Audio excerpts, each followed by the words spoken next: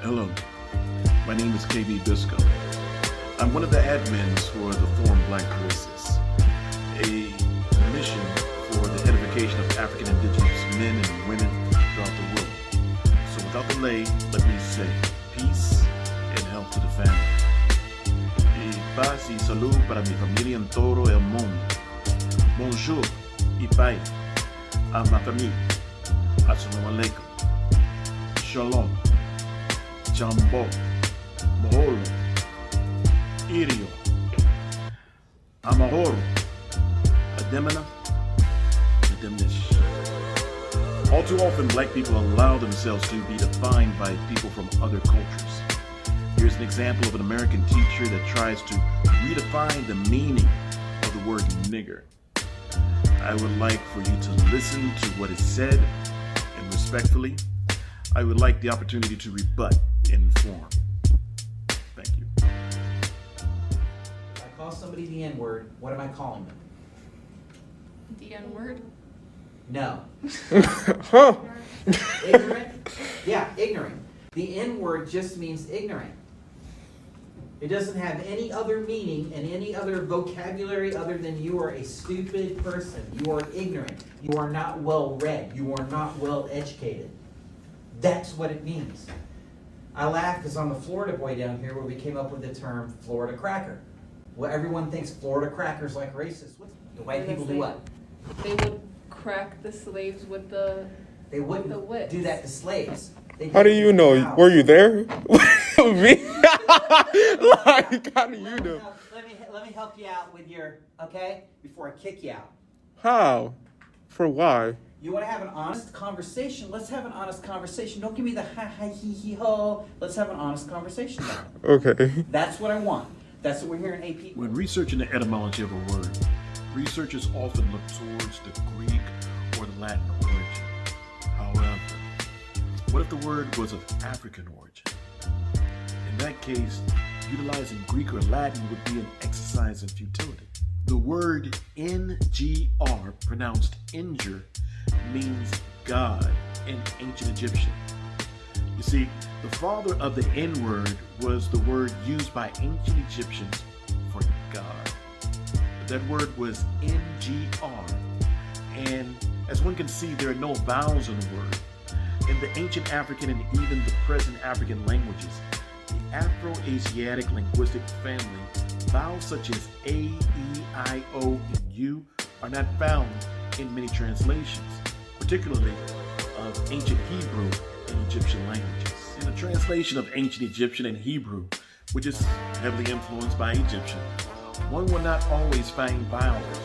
Therefore, very few people will realize that the word God, which is NGR or injure, was the Egyptian word for God. In fact, the Egyptian word for nature is also the word used for God. That word is spelled N-T-Y-R, or pronounced nature.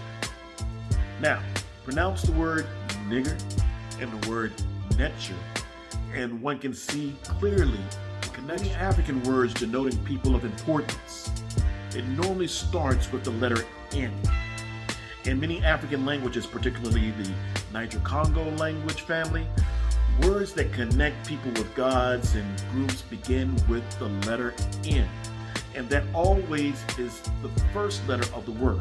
For example, Nkosi, Nzosha is God. The word Ndaba in another South African language is council or gathering of elders. Many common names also begin with the letter N. Words of African origins that come from the original word NGR, pronounced injure. In fact, the ancient Egyptians called Punt, Ta-merri, land of the gods.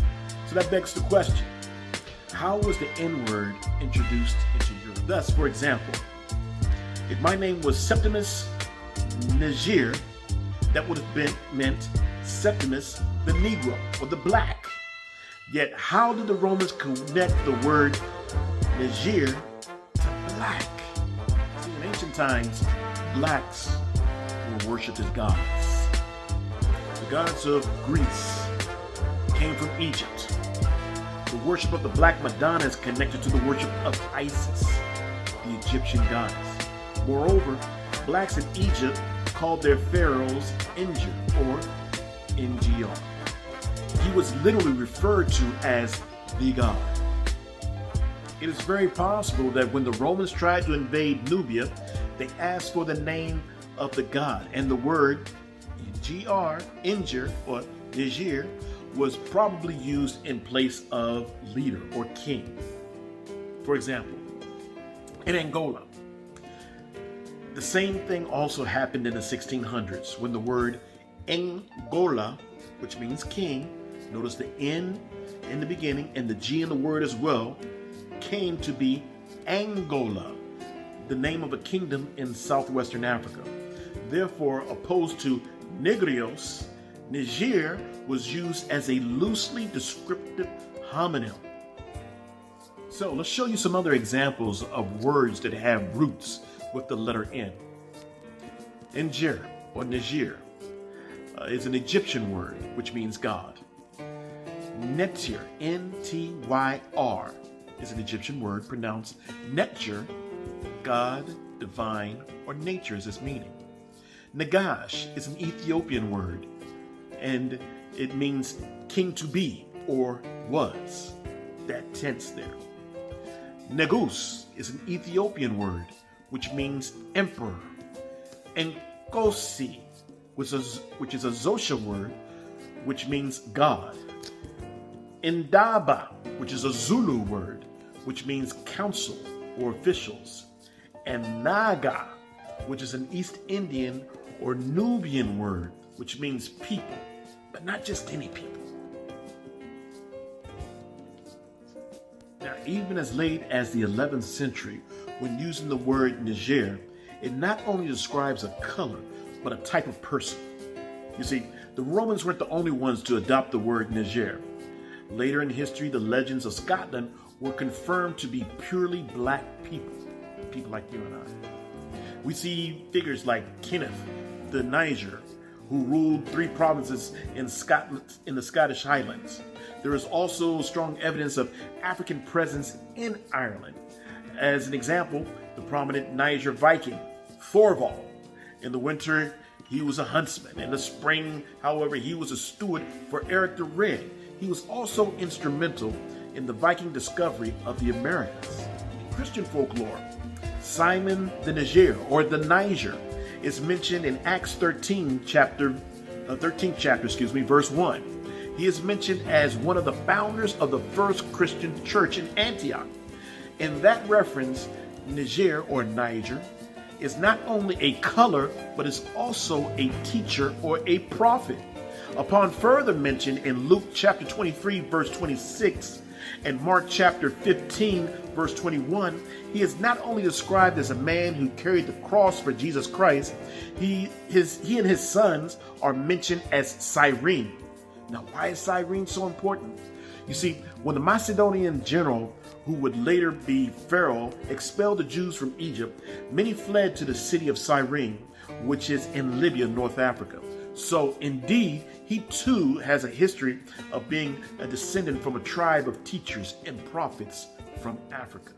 Now that we've established the word Niger or Niger has been associated with highly exalted descriptives like prophet, teacher, king, divine, and even God, there's a word and a concept that you also must understand.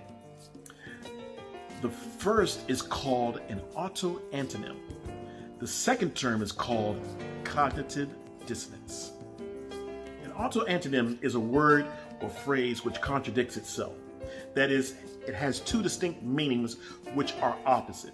Such words are sometimes called Janus words, after the 2-headed Roman god, or antagonyms, or contronym. For example, here's some words that we can use as an example. Bolt, it means to secure or to flee. Bound, heading in one direction or destination, or restrained from movement. Buckle, to connect or to break or collapse. Or cleave, to adhere or to separate.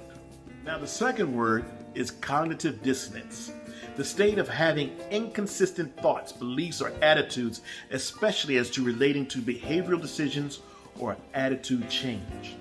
Dr. Joy DeGruy gave a lecture about this psychological subject. In order for a person to be able to commit atrocities against another, he must rationalize that the victim is not who they seem. For example, who could wage war or enslave a teacher or prophet or God without going against all confines of morality, without going mad? You see, they must first redefine the victim in order to aggress without restraint. Thus, Nigger or Niger is bastardized into an auto-antonym. Therefore, good is bad and God is devil. So in conclusion, words have power in origins. Now that you know this origin, remember, whenever you use the word, you're saying God's name in vain. Please feel free to like and subscribe and share this video. Black Voices is a movement of celebration of the African indigenous man and woman throughout the world. We welcome and encourage any intellectual contribution that will edify the community. Thank you, and blessings and respect to you and your ancestors. Peace. What do they call? Do they call you Jackie down there or Moms? I've never known. It's Jackie. No, they like me down there, to tell the truth. Yeah. Yeah. In fact, they like me so well because they name that, what that man got that horse in the movie picture, that Western man. Who? Roy Rogers? Roy Rogers, they named Roy Rogers' horse. Trigger. Trigger. Yeah. That's what they call you? Yeah. Everywhere I go, hello, Trigger. What you say, Trigger? At least I think that's what they say.